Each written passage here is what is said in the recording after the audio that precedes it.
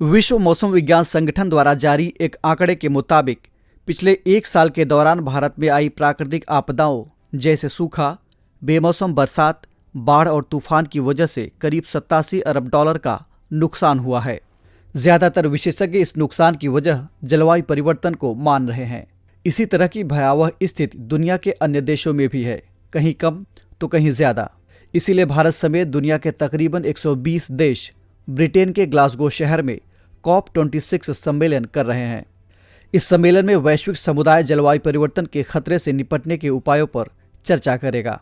नमस्कार, ध्येय टीवी की खास पेशकश न्यूज़ दिसार में आपका स्वागत है। मेरा नाम है केसरी पांडे और आज के इस एपिसोड में हम जानेंगे COP26 सम्मेलन के बारे में।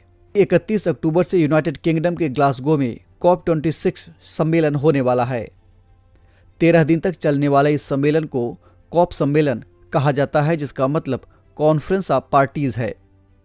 भारत की तरफ से इस सम्मेलन में प्रधानमंत्री नरेंद्र मोदी और पर्यावरण मंत्री श्री भूपेंद्र यादव हिस्सा लेंगे।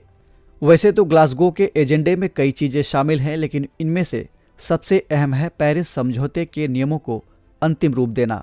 बता दें कि साल 2015 में जलवायु परिवर्तन को लेकर पेरिस समझौता हुआ था। इसका मकसद कार्बन गैसों का उत्सर्जन कम कर दुनिया भर में बढ़ रहे तापमान को रोकना था, ताकि ये 1.5 से 2 डिग्री सेल्सियस से ज्यादा न बढ़ने पाए।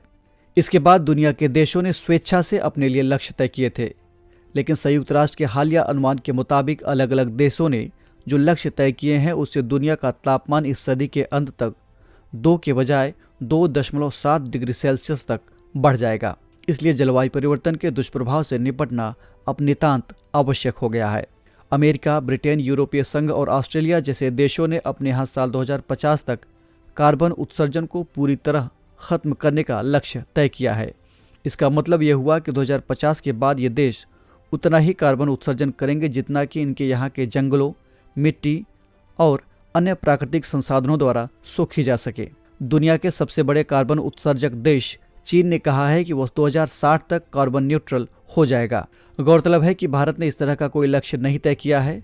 हालांकि पेरिस समझौते के बाद जलवायु परिवर्तन से निपटने के लिए भारत ने कई वादे किए थे, जिसमें 3 बातें प्रमुख थीं। पहला, 2005 के मुकाबले 2030 तक कार्बन उत्सर्जन में 33 से 35% की कमी लाना। भारत सरकार का दावा है कि इसने साल 2021 तक 28% का लक्ष्य पूरा भी कर लिया है।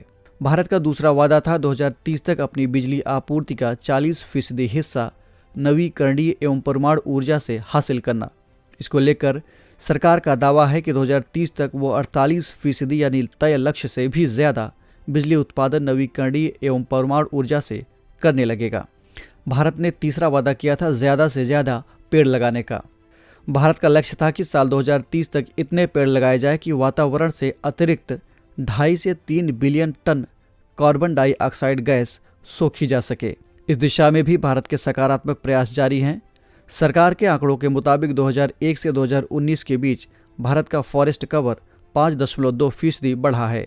वहीं इससे अलग अंतर्राष्ट्रीय संस्था ग्लोबल फॉरेस्ट वॉच का कहना है कि भारत में फॉरेस्ट कवर घटा है। हालांकि दोनों के आंकड़ों में अंतर इसलिए है कि दोनों ने फॉरेस्ट कवर की परिभाषा अलग अलग रखी है। विशेषज्ञों का कहना है कि अगर जलवायु परिवर्तन से ठीक से निपटना है तो उसके लिए सभी देशों को नेट जीरो की नीति अपनानी होगी, यानी कि किसी देश द्वारा उतना ही कार्बन वातावरण में छोड़ा जाना जितना कि वहाँ के जंगलों, मिट्टी और अन्य प्राकृतिक साधनों द्वारा अवशोषित की जा सके। इसके अलावा कोयले पर भी निर्भरता खत्म करनी होगी, क्योंकि कोयले के इस्तेमाल से सबसे ज्यादा कार्बन उत्सर्जन होता है। अब मुश्किल ये है कि भारत जैसे विकासशील देशों की निर्भरता कोयला पर काफ़ी अधिक है। ऐसे में अगर ये देश कोयले को नज़रअंदाज करेंगे तो उनकी आर्थिक विकास पर बुरा प्रभाव पड़ सकता है। इन सब मुद्दों की वजह से COP26 सम्मेलन के दौरान विकसित देश बनाम विकासशील देश की लड़ाई आगे बढ़ सकती है। अमेरिका और ब्रिटेन जैसे प्राकृतिक गैस पर निर्भर देश विकासशील देशों पर कोयले की निर्भरता खत्म करने के लिए दबाव बढ़ा रहे हैं, जिसके लिए विकासशील देशों की आर्थिक मदद की ज़रूरत होगी।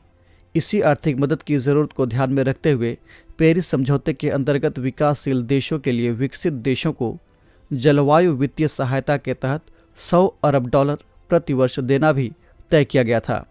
इस वादे को विकसित देश अभी तक पूरा नहीं कर पाए हैं। विकासशील देश चाहते हैं कि जलवायु कोष के लिए $100 अरब का जो वादा पेरिस में किया गया था उसे वो न सिर्फ पूरा करे बल्कि आगे के लिए इस रकम में और भी वृद्धि की जाए। इस पर भी COP26 में चर्चा हो सकती है। तो ये थी बात COP26 सम्मेलन की। और अब आपके लिए एक सवाल, पेरिस समझौते के संबंध में निम्नलिखित में कौन सा अथवा कौन से कथन सत्य हैं? पहला, सदस्य देशों के लिए बाध्यकारी यह समझौता साल 2015 में हुआ था। दूसरा, इसका उद्देश्य कार्बन गैसों का उत्सर्जन कम कर दुनिया भर में बढ़ रहे तापमान को रोकना था। आपके विकल्प हैं ए केवल 1, बी केवल 2, सी 1 और 2 दोनों, अथवा डी इनमें से कोई नहीं। आप इसका उत्तर हमें कमेंट बॉक्स में दे सकते हैं। इस एपिसोड में इतना ही। हम फिर मिलेंगे एक नए कार्यक्रम के साथ। तब तक के लिए इजाज़त दीजिए। नमस्कार।